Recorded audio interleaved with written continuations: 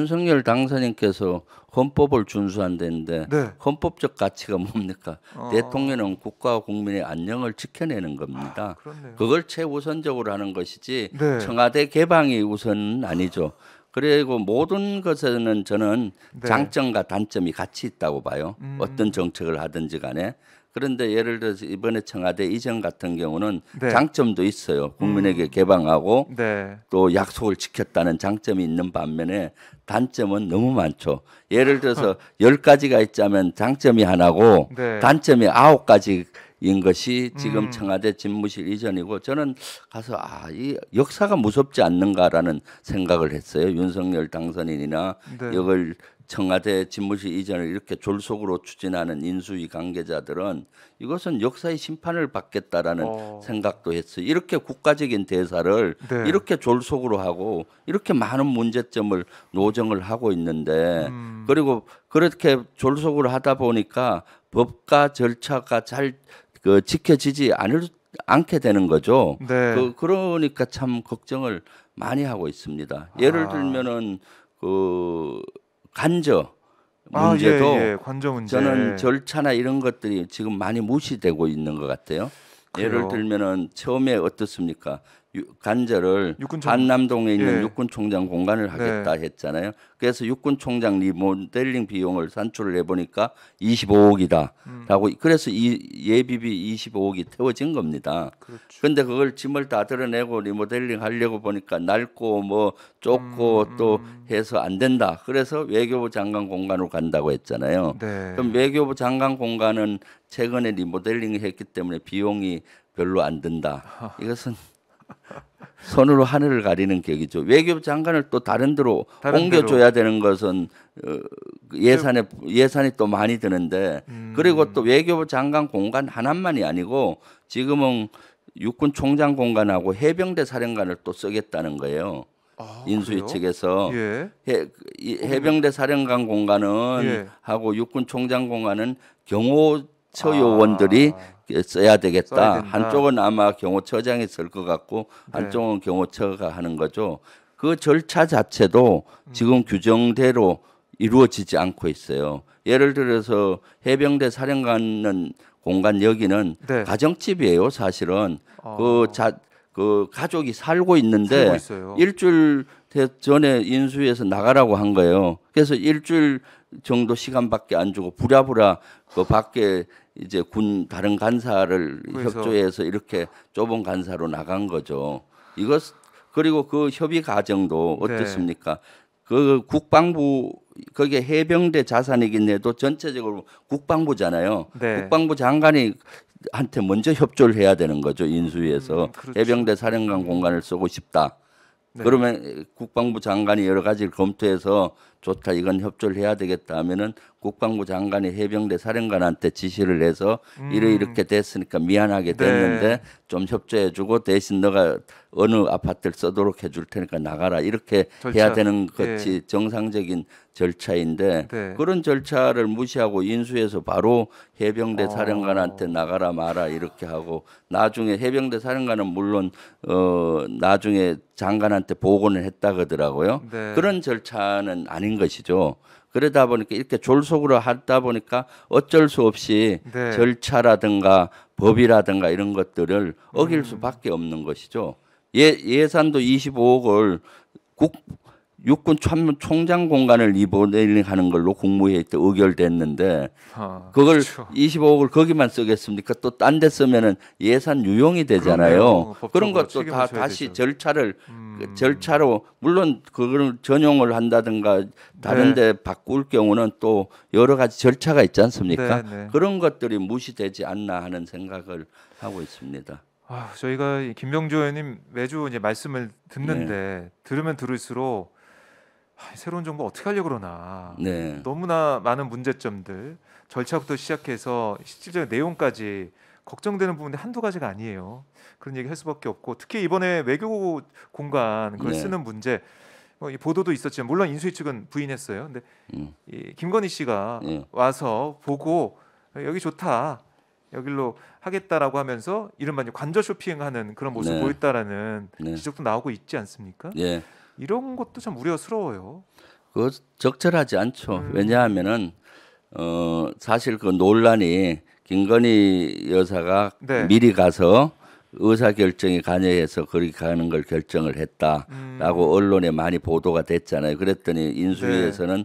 결정된 후에 갔다. 뭐 이렇게 반박을 했잖아요. 네. 사실은 발표가 최종 발표를 그 외교 공간으로 간절 쓰겠다 최종 발표를 하기 전에 간 거예요.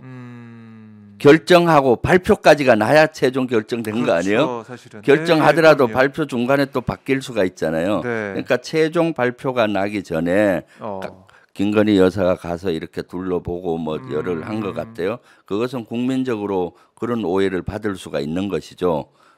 그 결정 과정에 관여했다 이런 네, 오해 네, 자체가 네. 결정이 나고 이사하기 직전에 짐을 배치하는 거 이런 것 때문에 한 번 정도 가보는 건 저는 충분히 이해해요. 그런데 결정도 나지 않았는데 최종 발표가 나지 않았는데 네. 거기를 간다는 것은 그 적절한 행동이라고 보여지지 않아요. 김건희 여사 네. 같은 경우 예를 들면 이제 영부인이 될 네. 곧 되잖아요. 그렇죠. 그럼 제일 먼저 가야 될 때가 저기 그 강원도 산불 이재민 많이 났잖아요.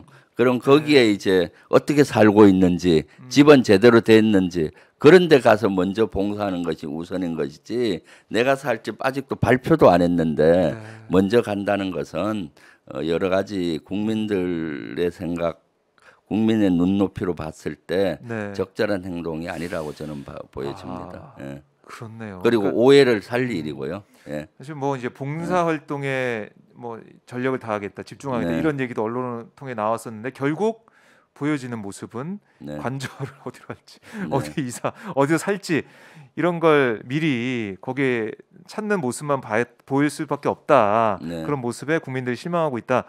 이런 저는 지적이신데. 군대 생활을 하면서 간사 공간을 많이 썼잖아요. 네네. 또 이침을 많이 해요. 그렇죠. 대대장 하면은 그 전임 대대장이 있고 후임 대대장이 있을 때 이침 하면은 예. 간사를 또 인계 받아요. 그다음 그렇죠. 사단장 때도 공간을 예. 인계 받고 그럴 때 취임하기 전에 저희 가족이 그 공간을 가본 적이 없어요. 취임하기 전에 가면 어떻습니까? 월권행위가 되잖아요. 그러니까 취임한 후에도 되고, 부담도 되고. 리모델링이 완전히 끝나고 저는 이삿짐 올 때 와라 예. 하고 일부러 조심을 시켜요.